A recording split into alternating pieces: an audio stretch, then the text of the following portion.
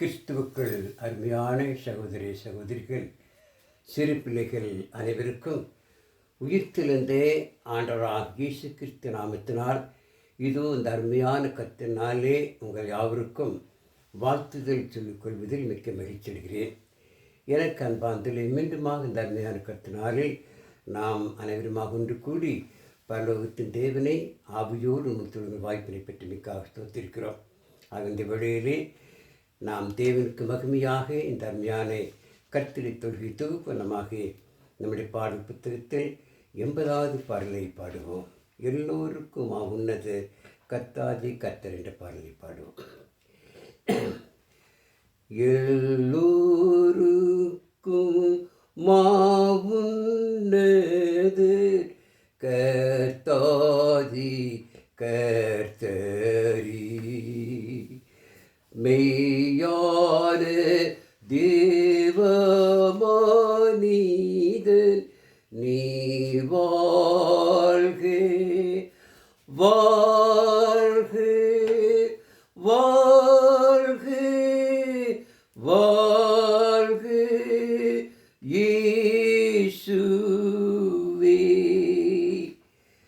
விண்ணில் பிரதானி யாரே நீ பகைனேர் காகவி மண்ணு இறங்கி மரித்தீர் நீர் வாழ்க வாழ்க வாழ்க வாழ்க இயேசுவே. பிசாசு பாவம் உலகம் சாவால் மீதித்தி ஜெயித்தடைந்தி வெற்றியை நீர் வாழ்க வாழ்க வாழ்க வாழ்க இயேசுவே. நீர் வென்றபடி நாங்களும் வென்றேறி போகவி பாரத்தில் செங்கோர் செலுத்தும் நீர் வாழ்க வாழ்க வாழ்க வாழ்க இயேசுவே. விண்ணூர்களோடும் மண்ணுள்ளோர் என்றைக்கும் வாழ்கவி பரமவாசல்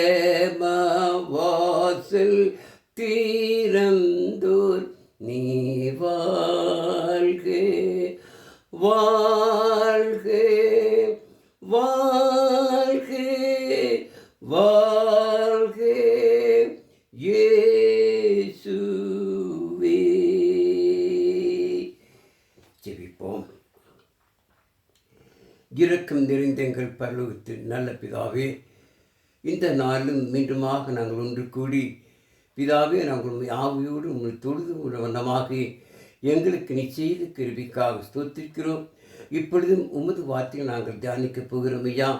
உமது வசனம் நாங்கள் தியானிக்கும் பொழுது இது அநேகர் கேட்கத்தக்கதாக அநேகர் இதை புரிந்து கொள்ளத்தக்கதான கிருபை செய்யும் ஆசீர்வதித்தருளும். இயேசுவின் நாமத்தை ஜெபிக்கிறோம் நல்ல பிதாவே, ஆமென். எனக்கு அன்பார்ந்தவர்களே, மீண்டுமாக இந்த அருமையான கர்த்தரினாலே நாம் கர்த்தர் வசனங்களை ஆராய்ந்து பார்க்கும்படியாக பரலோகத்தின் தேவன் நமக்கு தந்த தயவிற்காக நாம் தேவனுக்கு மீண்டுமாக என்ன செய்வோம், நன்றிகளை செலுத்துவோம். அன்பார்ந்தவர்களே, நாம் கடந்த சில வாரங்களாகவே அப்போஸ்தலர்களுடைய புத்தகத்தை என்ன செய்தோம், ஒவ்வொரு அதிகாரமாக என்ன செய்கிறோம், ஆராய்ந்து வருகின்றோம். கடந்த 6 வாரமாக 6 அதிகாரங்கள் என்ன செய்தோம், படித்திருக்கிறோம், தியானித்திருக்கிறோம். ஒவ்வொரு அதிகாரத்திலும் என்னென்ன சம்பவங்கள் என்பதை நாம் மனதார ஏற்றுக்கொண்டு நம்முடைய மனதில் என்ன செய்ய வேண்டுமாம், அவைகளை பதிய வைத்திருக்க வேண்டும். அதை மற்றவர்கள் சொல்வதற்காக நாம் எப்பொழுதும் ஆயத்தமாயிருக்க வேண்டும். பாருங்கள், 1ஆம் அதிகாரத்தில் நமக்கு தெரியும்,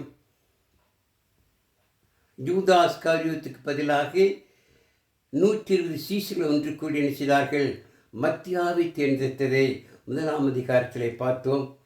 2ஆம் அதிகாரத்திலே முதலாக கிபி 33ஆம் இடத்திலே பெந்தேகோஸ்து நாளன்று பேதுருவின் சுவிசேஷ பிரசங்கத்தின் மூலமாக 3000 பேர்களை கொண்டு சபையானது ஸ்தாபிக்கப்பட்டதை நாம் அப்போஸ்தலர் 2ஆம் அதிகாரத்திலே பார்த்தோம். 3ஆம் அதிகாரத்திலே பேதுரு யோவானும் கர்த்தருடைய வசனத்தை பிரசங்கிப்பதற்காக இஸ்ரவேல் மக்களுக்கு முன்பாக தேவ வார்த்தையை போதிப்பதற்காக தேவன் அவர்கள் மூலமாக இயேசு கிறிஸ்து அதிகாரத்தின்படி 40 ஆண்டு காலமாக சப்பானியா என்ற ஒருவனை சுகப்படுத்தி அதை அநேகர் பார்த்ததன் மூலமாக அவர்களுக்கு என்ன செய்தார், பேதுரு கர்த்தருடைய வசனத்தை போதித்தார். அது நிமித்தமாக அநேகர் என்ன செய்தார்கள், கிறிஸ்துவுக்கு பிறந்தார்கள். அப்போஸ்தலர் 4ஆம் அதிகாரத்திலே அந்த சப்பானி சுகம் பெற்றதை அநேகர் கண்டதினால், அநேகர் பார்த்ததினால் கர்த்தருக்கு கீழ்ப்படிந்த அந்த ஜனங்கள் கிட்டத்தட்ட 5000 புருஷர்கள் என்று சொல்லி அப்போஸ்தலர் 4ஆம் அதிகாரம் முதல் பகுதியிலே பார்க்கின்றோம். தொடர்ந்து அங்கு கர்த்தருடைய வசமான பிரசங்கித்த பொழுது அநேக ஆசாரியர்கள், அநேக மூப்பர்கள் செய்தார்கள், கிறிஸ்துவுக்கு பிறந்தார்கள். எல்லாரும் ஒரே குடும்பமாக என்ன செய்தார்கள், வாழ்ந்தார்கள். தங்களுக்கு இருக்கிற நிலங்களை காணியாட்சிகளை விற்று கொண்டு வந்து அப்போஸ்தலர் பாதப்படியில் வைத்து எல்லாரும் பொதுவாக வைத்து அனுபவித்ததை நாம் என்ன செய்தோம், 4ஆம் அதிகாரத்திலே பார்த்தோம். 5ஆம் அதிகாரத்திலே அப்படி கிறிஸ்துவுக்கு ஒப்பு கொடுத்து வாழ்ந்த அந்த ஜனங்கள் தங்களுக்கு இருந்த நிலங்களை விற்று அப்போஸ்தலர் பாதப்படியில் கொண்டு வந்து வைத்ததிலே அனனியா சப்பீரா செய்தார்கள். அப்படி செய்தார்கள். ஆனால் என்ன செய்தார்கள், அவர்களுக்கு இருக்கிற காணியாட்சிகளை விற்று பாதியை மறைத்து வைத்து மீதியை கொண்டு வந்து அப்போஸ்தலர் பாதப்படியிலே வைத்தார்கள்.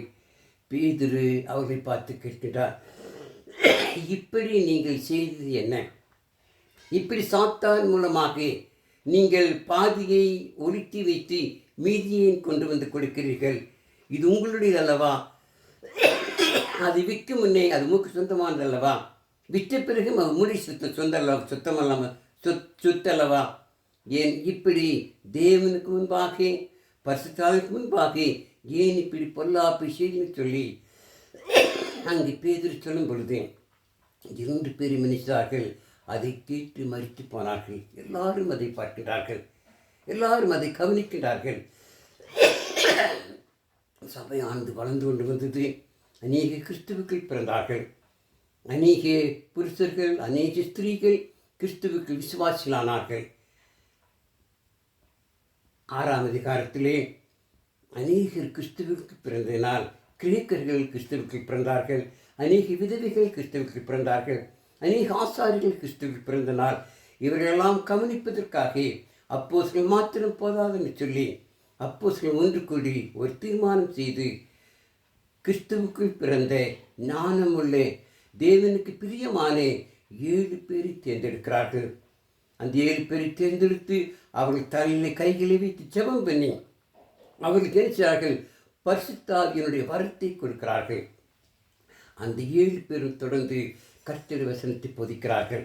ஆகவே 6ஆம் அதிகாரத்திலே அந்த 7 பேரில் ஒருவன் ஸ்தேவான். அந்த ஸ்தேவான் என்ன செய்தார், அந்த இஸ்ரவேல் மக்கள் மத்தியிலே தைரியமாக கர்த்தருடைய வசனத்தை போதிக்கின்றார். 7ஆம் அதிகாரத்திலே அவர் நீண்ட பிரசங்கம் பாதித்தார். இப்படி பேசுகிறோம், ஆராய்ந்து பார்க்கிறோம். பாருங்கள், வாசிக்கலாம். அப்போ 7ஆம் அதிகாரத்திலே பிரதான ஆசாரியன் அவனை நோக்கி, காரியம் இப்படி இருக்கிறது என்று கேட்டான். காரியம் இப்படியாயிருக்கிறது என்று கேட்டான். அதற்கு அவன், சகோதரரே, பிதாக்களே, கேளுங்கள். நம்முடைய பிதாவாகிய ஆபிரகாம் காரான் ஊரிலே குடியிருக்கிறதுக்கு முன்னமே மெசொப்பொத்தாமியா நாட்டில் இருக்கும்போது மகிமை தேவன் அவனுக்கு தரிசனமாக்கி, நீ உன் தேசத்தையும் நிலத்தையும் விட்டு புறப்பட்டு நான் உனக்கு காண்பிக்கும் தேசத்துக்கு வா என்றார். பாருங்கள், ஸ்தேவானுடைய பிரசங்கம் நீண்ட பிரசங்கம். ஆபிரகாமிலிருந்து ஆரம்பிக்கிறார். ஆதியாகமம் 12ஆம் அதிகாரத்திலே ஆபிரகாமை குறித்து நாம் வாசிக்கிறோம். தேவன் ஆபிரகாமை பார்த்து, நீ உன் தேசத்தையும் உன் நிலத்தையும் விட்டு நான் காண்பிக்கும் இடத்துக்கு போய் என்று சொன்ன பொழுது ஆபிரகாம் சந்தோஷமாக புறப்பட்டு போனான். எபிரேயர் சொல்லும் பொழுது ஆபிரகாம் போனது அவர் போகும் இடம் என்னதென்று அறியாமல் விசுவாசத்தில் என்ன செய்தான், தேவன் சொன்னதை கேட்டு புறப்பட்டு போனான். அப்படி ஆபிரகாம் புறப்பட்டு போனதை அங்கு ஸ்தேவான் அந்த ஜனங்களுக்கு, அந்த சிறு மக்களுக்கு நினைச்சார் சுட்டி காட்டுகிறார். அந்த ஆபிரகாம் சந்ததிதான் இஸ்ரவேலர்கள். அதை அவர்கள் அறிந்து கொள்ளும்படியாக ஆபிரகாம் நினைச்சார் ஆரம்பிக்கிறார். தொடர்ந்து வாசிக்கிறார் பாருங்கள். அப்பொழுது அவன் கல்தேய தேசத்தை விட்டு புறப்பட்டு காரானூரிலே வாசமினான். அவருடைய தகப்பன் மரித்த பின்பு அவ்விடத்தை விட்டு நீங்கள் இப்பொழுது குடியிருக்கிற தேசத்திற்கு அவரை அழைத்து கொண்டு வந்து குடியிருக்கும்படி செய்தார். இதிலே ஒரு அடி நிலத்தியாகிலும் அவருடைய கையாட்சிக்கு கொடாமல் இருக்கையில் அவனுக்கு பிள்ளை இல்லாது இருக்கும்போது உனக்கு பின்வரும் உன் சந்ததிக்கும் இதை சுதந்திரமாக தெரிவேன் என்று அவனுக்கு வாக்குத்தத்தம் என்னார். அந்தப்படி தேவன் அவனை நோக்கி, உன் சந்ததியார் அந்நிய தேசத்திலே வாஞ்சிய சந்தரிப்பார்கள். அந்த தேசத்தார் அவர்களை அடிமைகளாக்கி 400 வருஷம் துன்பப்படுத்துவார்கள். அவர்களை அடிமைப்படுத்தும் ஜனத்தையோ நான் ஆக்கினைக்குட்படுத்துவேன். அதற்கு பின்பு அவர்கள் புறப்பட்டு வந்து இவ்விடத்தில் எனக்கு ஆராதனை செய்வார்கள். ஆபிரகாமுக்கு தேவன் தரிசனமாகி ஆபிரகாமை ஆசீர்வதித்தார்.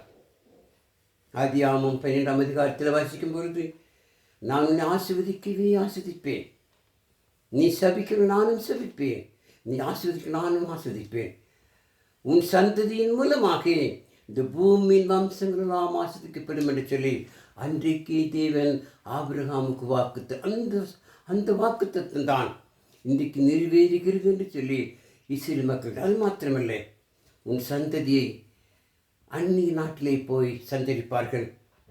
அந்த அந்நிய நாட்டிலே அவர்கள் 400 வருடம் அடிமைகள். அதே போல ஆபிரகாமுடைய சந்ததி, ஆபிரகாமுடைய மகன் ஈசாக்கு பிறந்தவர் யாக்கோப்பு பிறந்த 12 குமார்கள். அந்த 12 குமார்கள் தான் 12 கோத்திரங்களாக இஸ்ரவேலர்களாக இருந்தார்கள். இவர்கள் 400 ஆண்டு காலம் எகிப்திலே அடிமைகளாக. அதை என்ன செய்கிறார் ஸ்தேவான் அந்த ஜனங்களுக்கு சுட்டி காட்டி பிரசிக்கிறார். தொடர்ந்து வாசிக்கலாம் பாருங்கள். அவர்கள் மேலும் விருத்த சேத உடன்படிக்கையும் அவனுக்கு ஏற்படுத்தினார். அந்தப்படி அவன் ஈசாக்கை பெற்ற போது 8ஆம் நாள் அவனை விருத்த சேதம் பண்ணினான். ஈசாக்கு யாக்கோப்பையும், யாக்கோப்பு 12 கோத்திர பிதாக்களை பெற்றார்கள். அந்த கோத்திரத்தின் பிதாக்கள் பொறாமை கொண்டு யோசேப்பை எகிப்துக்கு கொண்டு போகும்படி விட்டறான். பாருங்கள், இவ்வளவு ஒரு அருமையான சத்தியம் நடந்த உண்மையான சம்பவத்தை ஸ்தேவான் அந்த இஸ்ரவேல் ஜனங்களுக்கு பிரசங்கிக்கிறார். யாக்கோப்புக்கு 12 குமார்கள் பிறந்தார்கள். இந்த 12 குமார்களே யோசேப்பை யாக்கோப்பு அதிகமாக நேசித்தான். ஏன் அப்படி நேசித்தான் சிந்தித்து பாருங்கள். வேதாகமத்தில் வாசிக்கும் பொழுது, ஆதியாகமத்தில் தொடர்ந்து வாசித்தால் தெரியும். யாக்கோப்புக்கு ஏசாவோடு அவன் விரோதமாக இருந்தபோது யாக்கோப்பு ஏசாவுக்கு பயந்து தன் மாமனாகிய லாபான் வீட்டுக்கு போகின்றான். அந்த லாபான் வீட்டிலே போய் அங்கு வேலை செய்கிறார். அந்த லாபானுக்கு மகள்கள் இருந்தார்கள். லேயாள் என்பவள் மூத்தவளும் ராகேல் என்பவள் இளையலுமாக இருந்தார்கள். அந்த லாபானுடைய மகள் ராகேல் மீது யாக்கோப்பு அதிகமாக ஆசை கொண்டான். அந்த ராகேலை திருமணம் செய்ய வேண்டும் என்று கேட்டார். அப்பொழுது அவளுடைய மாமன் லாபான் சொன்னான், சரி, நீ ராகேலை திருமணம் செய்து கொள். ஆனால் அவள் திருமணம் செய்ய வேண்டும் என்றால் நீ 7 வருஷம் எனக்கு வேலை செய்ய வேண்டும், 7 வருஷம் என் ஆடுகளையும். அப்படியே அவன் செய்தான். 7 ஆண்டுகள் சீக்கிரமாக கடந்து விட்டது. 7 வருஷம் கடந்த பிற்பாடு ராகேல் எனக்கு திருமணம் செய்து என்று கேட்ட பொழுது யாக்கோப்புடைய மாமன் லாபான் என்ன செய்தான்? மூத்தவர் இருக்கும் பொழுது இளையவளை எப்படி திருமணம் செய்து கொடுக்க முடியும்? இளையவளுக்கு எப்படி திருமணமாகும் என்று சொல்லினார். ராகேலுக்கு பதிலாக லேயாளை யாக்கோப்புக்கு திருமணம் செய்தார். அன்றைக்கெல்லாம் எல்லாரையும் கூட்டி பந்தல் போட்டு எல்லாருக்கும் முன்பதாக திருமணம் தாலி கட்டாது அப்படி இல்லை. அன்றைக்கெல்லாம் திருமணம் என்பது ஒரு ரூமுக்குள்ளே, ஒரு வீட்டுக்குள்ளே அந்த மணமகனுக்கு அந்த மணமகளின் சிலர் அனுப்பிவிடுவார்கள். அதுதான் திருமணம். அதே போல இருட்டு நேரத்திலே ராகேலுக்கு பதிலாக லேயாலே யாக்கோப்புக்கு அனுப்பி வைத்தார்கள். யாக்கோப்பு ராகேல் தான் என்று சொல்லி லேயாளுடைய செய்தான், சந்தோஷமாக இருந்தான். காலையிலே பார்க்கும் பொழுது அது லேயாள் என்று அறிந்து அவன் கோபப்பட்டு ஏமாற்றம் அடைந்து தன் மாமனத்தில் கேட்கின்றான், என் மாமா இப்படி செய்தார், நான் ராகேல் இல்லவா எனக்கு திருமணம் செய்து வைக்கும் என்று கேட்டேன், நீ லேயாளை செய்தான்னு சொல்லி கேட்ட பொழுது யாக்கோப்பு சொன்னார், அந்த லாபான் சொன்னார், இளையவிலை இருக்கும் பொழுது மூத்தவளை திருமணம் செய்தார், இளையவனிடம் என்னவா, ஆகவே ராகேலையும் திருமணம் செய்ய இன்னும் 7 ஆண்டு வேலை செய்யும். அதே போல யாக்கோப்பு ராகேலை திருமணம் செய்ய 7 ஆண்டு அங்கு வேலை செய்தார். 7 ஆண்டுகள் கழித்து ராகேலின் திருமணம் செய்தார். அந்த 2 பேருடைய வேலைக்காரர்கள் இருந்தார்கள், சில்பால் பில்கால் என்று சொல்லி. அந்த 2 பேரையும் யாக்கோப்போடு கூட அனுப்பி வைத்தான். பாருங்கள், ராகேல் அதிகமாக நேசித்ததனால் லேயாளு குழந்தை இல்லாத போது லேயாளுடைய வேலைக்காரியோடு கூட சேர்ந்து அவளுக்கு பிள்ளை பெற்றாள். அதே போல் ராகேல் குழந்தை இல்லாத போது ராகேலுடைய வேலைக்காரி பில்காலோடு சேர்ந்து பில்காலுக்கும் குழந்தை பிறந்தது. கடைசியாக ராகேலுக்கு யோசேப்பு பென்யமீன் பிறக்கிறார்கள். அதில் மூத்த சகோதரன் ரூபன், இப்படி அநேகர் பிறந்தார்கள். ஆனால் யாக்கோப்பு ராகேல் அதிகமாக நேசித்தனால் ராகேலுக்கு பிறந்த யோசேப்பின் மீது அதிகமாக பாசம் வைத்தார். எல்லா பிள்ளைகளை காட்டிலும் தனது குமார்கள் 12 பேரிலே யோசேப்பை அதிகமாக நேசித்தனால் மற்றவர்களுக்கு யோசேப்பின் மீது பொறாமை வந்ததாகவே நினைத்தார்கள். எல்லாரும் கூடி யோசேப்பை விட்டு விட்டார்கள். அதைத்தான் இந்த வாசிகள் பாருங்கள், அந்த கோத்திர பிதாக்கள் பொறாமை கொண்டு யோசேப்பை எகிப்துக்கு கொண்டு போகும்படி விட்டு போட்டார்கள்.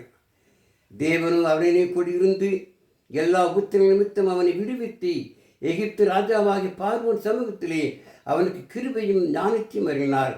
அந்த ராஜா அவனை எகிப்து தேசத்திற்கு தன் வீடு அனைத்திற்கும் அதிகாரியாக ஏற்படுத்தினார். பாருங்கள், பார்வோன் யோசேப்பு எப்படியோ அவர்கள் சகோதரன் மூலமாக விற்கப்பட்டு மீதியார்களை வாங்கி கொண்டு போய் அவனை எடுத்து கொண்டு போய் போத்திபாரத்திலே விற்றுவிட்டார்கள்.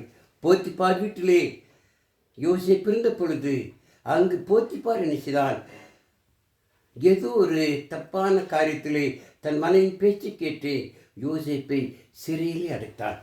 சிறை அதிகாரிகள் யோசேப்பை மீது அன்பு கொண்டு யோசேப்பை எப்படியோ பார்வோனுடைய வீட்டுக்கு சேர்ந்தான். பார்வோன் வீட்டுக்கு சென்று பார்வோனிடத்திலே தேவன் கிருபை வைத்து பார்வோன் யோசேப்பை செய்தான், அந்த எகிப்து தேசத்திலே தேசாதிபதியாக மாற்றினான். எவ்வளவு பெரிய கிருபை பாருங்கள், எவ்வளவு பெரிய ஆசீர்வாதம். யோசேப்பு இப்பொழுது எகிப்து தேசத்திலே பார்வோனுடைய சன்னிதானத்திலே தேசாதிபதியாக இருக்கின்றார். அப்பொழுது நாட்டிலே பஞ்சம் தொடர்ந்து வாசினா பாருங்கள், பின்பு எகிப்து கானான் என்னும் தேசங்களிலெல்லாம் பஞ்சமும் மிகுந்த வருத்தமும் உண்டாகி நம்முடைய பிதாக்களுக்கு ஆகாரம் கிடையாமல் போயிற்று. அப்பொழுது எகிப்திலே தானி உண்டென்று யாக்கோப்பு கேள்விப்பட்டு நம்முடைய பிதாக்களை 1ஆம் தரம் அனுப்பினான். 2ஆம் தரம் யோசேப்பு தன்னுடைய சகோதரருக்கு தன்னை தெரியப்படுத்தினான். யோசேப்புடைய வம்சமும் பார்வோனுக்கு தெரிய வந்தது. பின்பு யோசேப்பு தன்னுடைய தகப்பன் யாக்கோப்பும் தன்னுடைய இனத்தார் யாவருமாகிய 75 பேரை அழைக்க அனுப்பினான். பாருங்கள், இதனுடைய பெரிய ஆசீர்வாதம். யோசேப்பின் மூலமாக தன்னுடைய சந்ததி தன்னுடைய குடும்பம் காப்பாற்றப்பட்டது. அப்பொழுது பஞ்சம் உண்டாயிற்று. யாக்கோப்பின் குடும்பத்திலே யோசேப்புடைய சகோதரமார்கள் பசினால் வாடினால் அப்பொழுது எகிப்திலே தானே விற்கிறான் அறிந்து அவருடைய சகோதரி எகிப்திலே வந்து யோசேப்பிடத்திலே சில தானியம் பெறுகிறார்கள். தானியம் பெறும் பொழுது கூட யோசேப்பு அவர்களை பார்த்து சந்தோஷப்படுறான். வேதத்தில் வாசியம் பாருங்கள், ஆதியாகமம் 45ஆம் அதிகாரத்தில் நான் திருப்பவும் பாருங்கள்.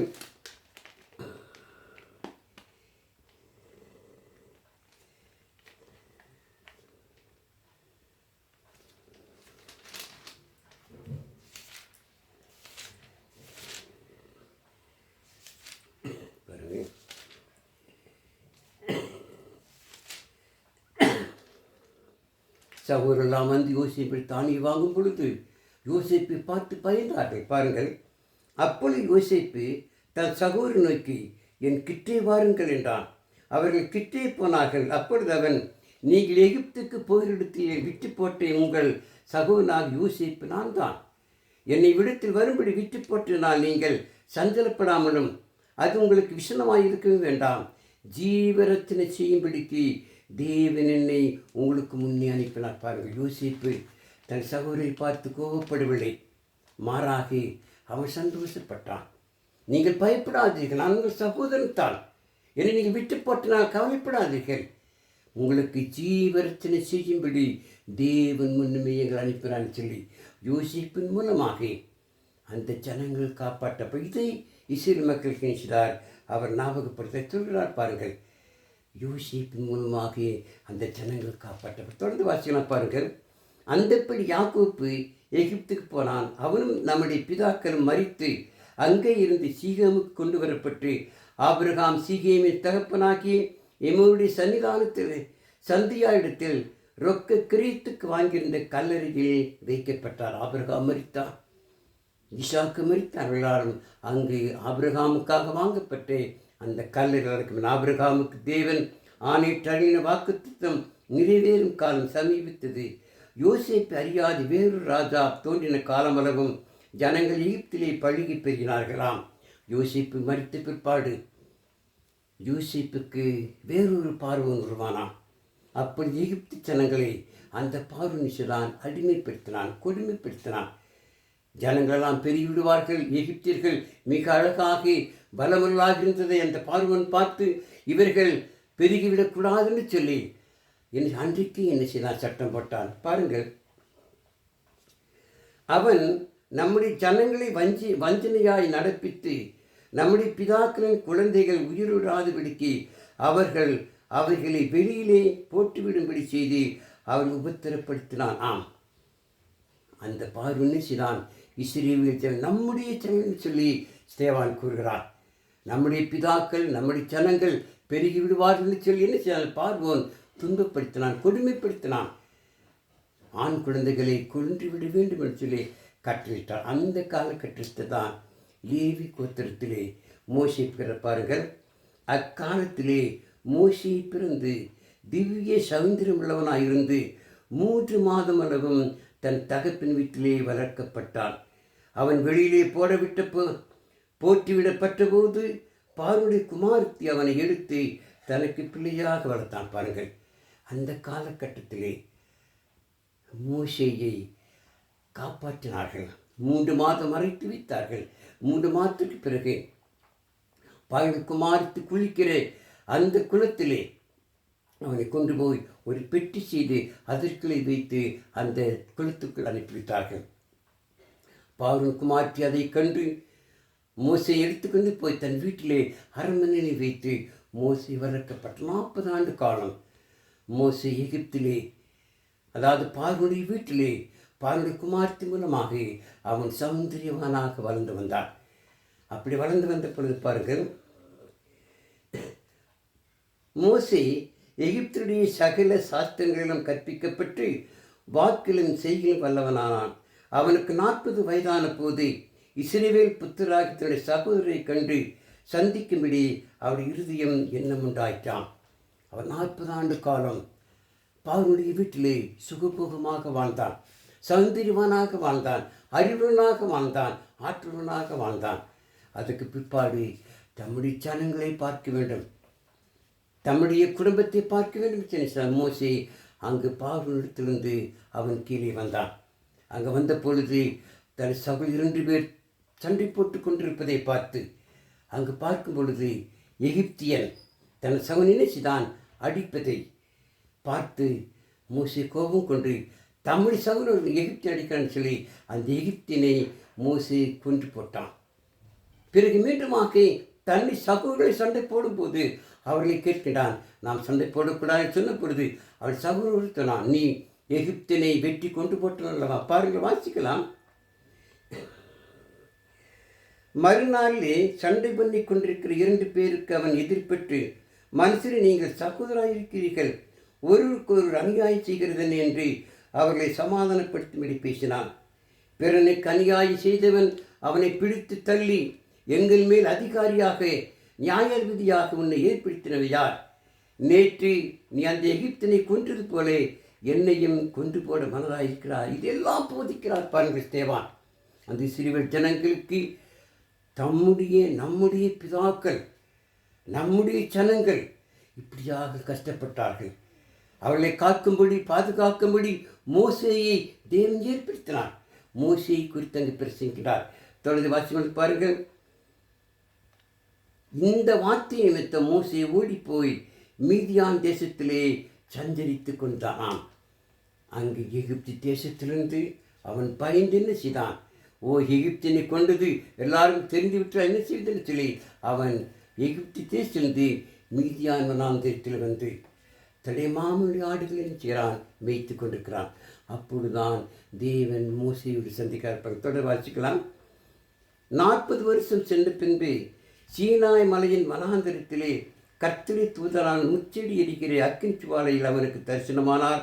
மோசே அந்த தரிசனத்தை கண்டு அதிசயப்பட்டு அதை உற்று பார்க்கும்படி சமீபத்த வருகையில், நான் ஆபிரகாமின் தேவனும் ஈசாக்கின் தேவனும் யாக்கோப்பின் தேவனுமாகிய உன் பிதாக்களின் தேவனாயிருக்கின்ற கர்த்தர் திருவுளம் பற்றின சத்தம் அவனுக்கு உண்டாயிற்று. அப்பொழுது மோசே நடுக்கமடைந்து உற்று பார்க்க துணியாமல் இருந்தான். பின்னும் கர்த்தர் அவனை நோக்கி, உன் பாதங்கள் இருக்கிற பாதரட்சிகளை கலட்டி போடு, நீ நிற்கிற இடம் பரிசுத்த பூமியாக இருக்கிறது.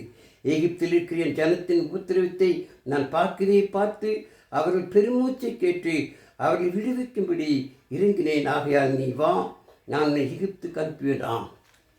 தேவன் மோசையோடு பேசுகிறார். முச்செடியிலே அக்னி ஜுவாலை எரிவதை பார்த்து அதை பார்க்கும்படியாக மோசை போன போது, இது பரிசுத்த ஸ்தலம், உன் பாதரட்சிகளை கலட்டி விட்டு பாருன்னு சொல்லி மோசையோடு தேவன் பேசுகிறார்.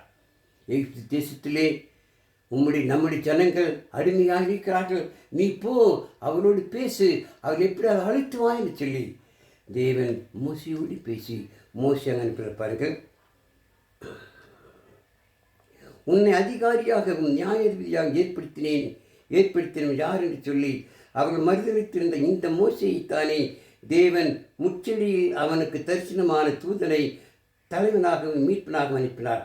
இவனை அவர்கள் அங்கே இருந்து அழைத்து கொண்டு வந்து எகிப்து தேசத்திலேயும் சிவந்த சமுத்திரத்திலேயும் 40 வருஷ காலமாய் வனாந்தரத்திலே அற்புதங்களையும் அடையாளம் செய்தான் பாருங்கள்.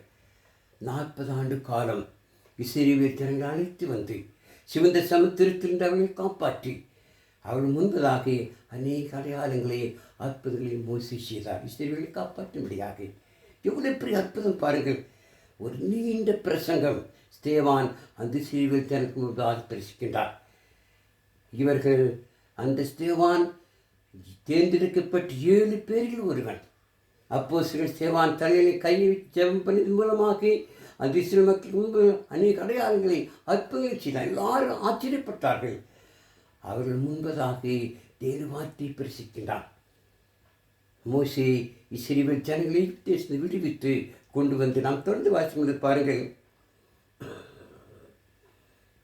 இஸ்ரவேல் புத்திரரை நோக்கி, உங்கள் தேவனாய் கர்த்தர் உங்கள் சகோதரத்தில் என்னை போல் ஒரு தீர்க்கதரிசி உங்களுக்கு எழுப பண்ணுவார், அவருக்கு செவி கொடுப்பீர்களாக என்று சொன்னவர் இந்த மோசேயைத்தான் தேவன் சொன்னார்.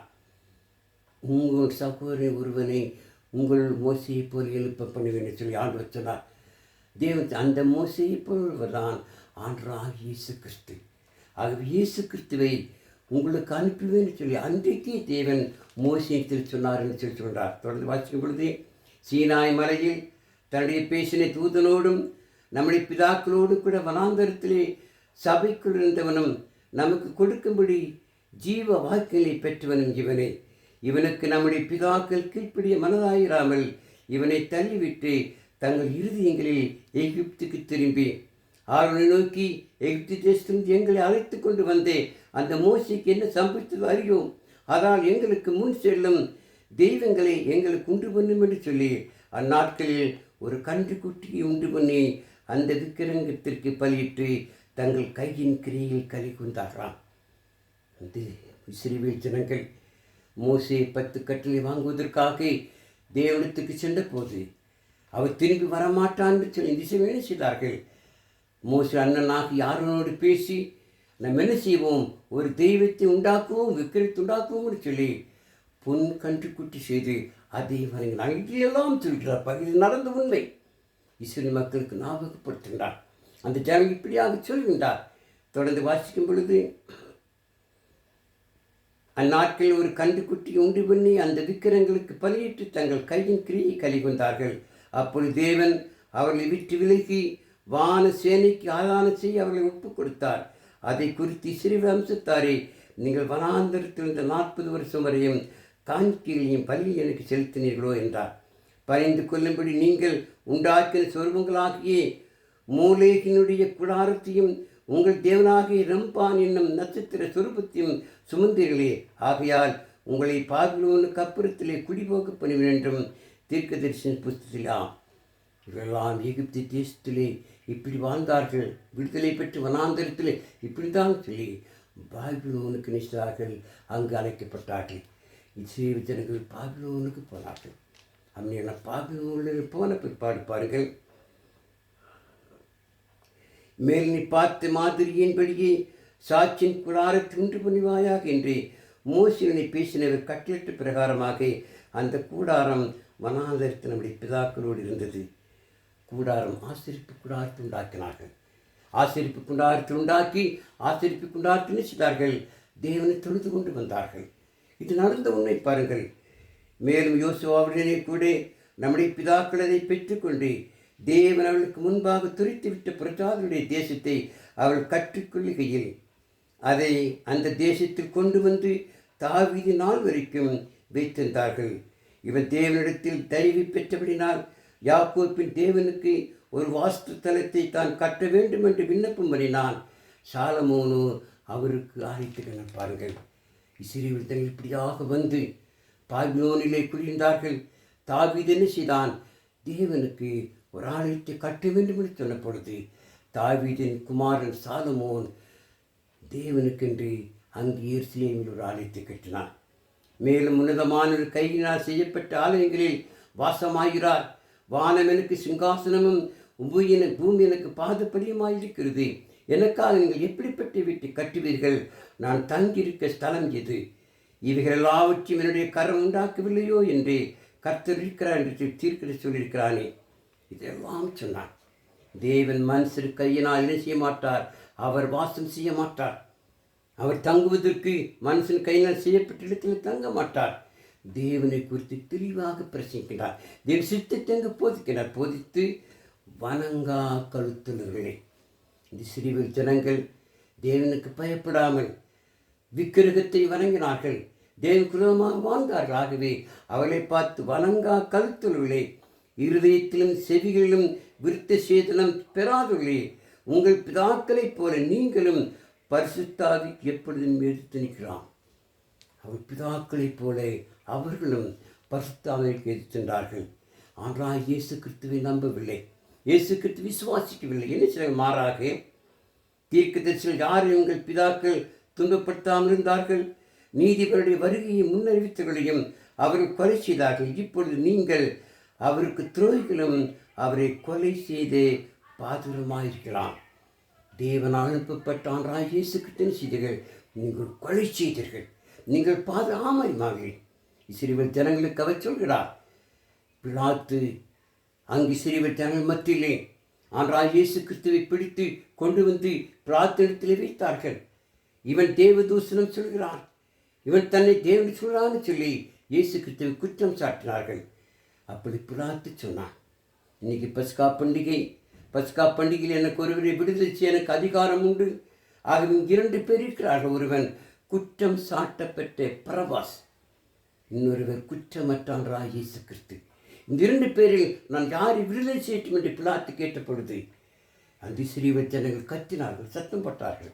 பரபாசை விடுதலை செய், பரபாசை விடுதலை செய், இயேசுவையோ சிலுவையிலே. அதைத்தான் தேவன் சொன்னீங்க, இயேசுவை கொலை செய்தீர்கள், நீங்கள் கொலை பாவைக்கிறேன்னு சொல்லி அந்த இஸ்ரவேல் ஜனங்களுக்கு முன்பதாக ஸ்தேவான் ஒரு அருமையான நீண்ட பிரசங்கத்தை ஆபிரகாமிலிருந்து மோசேயிலிருந்து யோசேப்பிலிருந்து இப்படியாக சொல்லி இஸ்ரவேல் ஜனங்களுக்கு நினைப்பூட்டுகிறார். நீங்கள் கொலைபாதகராயிருந்தீர்களே, தேவனுக்கு விரோதமான மக்கள் இருக்கிறீர்களே, இன்றைக்காக நீங்கள் சில மறந்துங்களை சொல்லி ஸ்தேவான் பிரசிக்கின்றார். பாருங்கள், தேவ தூதரை கொண்டு நீங்கள் நியாயப்பிரமாணத்தை பெற்றிருந்தும் அதை கை கொள்ளாமல் போனீர்கள் என்றான். இவைகளை அவர்கள் கேட்ட பொழுது மூர்க்கமடைந்து அவனை பார்த்து பல்லை கிழித்தார்கள். பாருங்கள், இந்த சிறுவர் ஜனங்கள் அந்த மோசையின் பிரமாணத்தின்படி வாழ்ந்தவர்கள், அந்த மோசையின் பிரமாணத்தில் வாழ்ந்த அந்த யூத ஜனங்கள், அந்த யூத மத தலைவர்கள் ஸ்தேவானின் பிரசங்கத்தை கேட்டு, தேவான் சொன்னதை கேட்டு அவர்கள் கோபம் வந்தது, பல்லை கிழித்தார்கள். ஸ்தேவான் மீது பாய்ந்து தொடர்ந்து வாசிக்கும் பொழுது, அவன் பரிசுத்தாவினால் நிறைந்தவனாய் வானத்தை அண்ணாந்து பார்த்து தேவனுடைய மகிமையும் தேவனுடைய வலது பாகத்தில் இயேசுவானவர் நிற்கிறதையும் கண்டு, அதோ வானங்கள் திறந்திருக்கிறதையும் மனுஷகுமார் தேவனுடைய வலது பாகத்தில் நிற்கிறதையும் காண்கிறேன் என்றான். அப்பொழுது அவர் உரத்த சத்தமாய் கூக்குலிட்டு தங்கள் காதுகளை அழைத்து கொண்டு ஒருவனை பெற்று அவன் மேல் பாய்ந்து அவனை நகரத்துக்கு புறம்பே தள்ளி அவனை கல்லெறிந்தார்கள். சாட்சிக்காரர்கள் தங்கள் வஸ்திரங்களை கழற்றி சவுல் என்னும் ஒரு வாயுடைய பாத்திரத்தை வைத்தான். ஸ்தேவான் இயேசு கிறிஸ்துவை குறித்து பிரசங்கித்தார். அந்த ஜனங்கள் மூர்க்கமடைந்து வெறி கொண்டு நினைத்தார்கள். ஸ்தேவான் மீது பாய்ந்து அவனை புறம்பே தள்ளி நினைத்தார்கள். அவனை கல்லெறிந்து கொண்டார்கள். அவன் கல்லெறிவதற்கு தடையாயிருந்த அவன் வஸ்திரங்களை கழற்றி சவுலின் வாயுடத்திலே கொடுத்தார்கள். கொடுத்து ஸ்தேவானை கலைப்பார். தொடர்ந்து வாசிங்கள். அப்பொழுது கர்த்தராகிய இயேசுவே என் ஆவி ஏற்றுக்கொள்ளும் என்று ஸ்தேவான் தொழுது கொள்கையில் அவனை கல்லெறிந்தார்கள். ஸ்தேவானை கல்லெறிந்து கொண்டார்கள். அவனோ முழங்கால் படியிட்டு, ஆண்டவரே, இவர்கள் மேல் இந்த பாவத்தை சுமத்தாதிரும் என்று மிகுந்த சத்தமிட்டு சொன்னான். இப்படி சொல்லி நித்திரை எழுந்தான். பாருங்கள், சாகும் நேரத்தில் கூட ஸ்தேவான் அந்த ஜனங்களுக்காக பரிந்து பேசுகிறான். பாருங்கள், ஆண்டவராகிய இயேசு கிறிஸ்துவை பற்றிய சுவிசேஷத்தை, தேவ வார்த்தையை ஒரு நீண்ட பிரசங்கமாக செய்த ஸ்தேவானை அந்த ஜனங்கள் கல்லெறிந்து கொண்டார்கள். பாருங்கள், எவ்வளோ அருமையான உண்மையான சம்பவம். என் கண்பாந்தது, இதை நீங்கள் கேட்டீர்கள். இந்த மனதிலே பதிய வைத்துக் கொள்ளுங்கள். இப்பொழுது 7 அதிகாரத்தில் என்ன செய்தோம்? ஆராய்ந்து பார்த்தேன். சித்தம் அடுத்த வாரம் 8ஆம் அதிகாரத்துக்கு திருப்போம், ஆராய்ந்து பார்ப்போம்.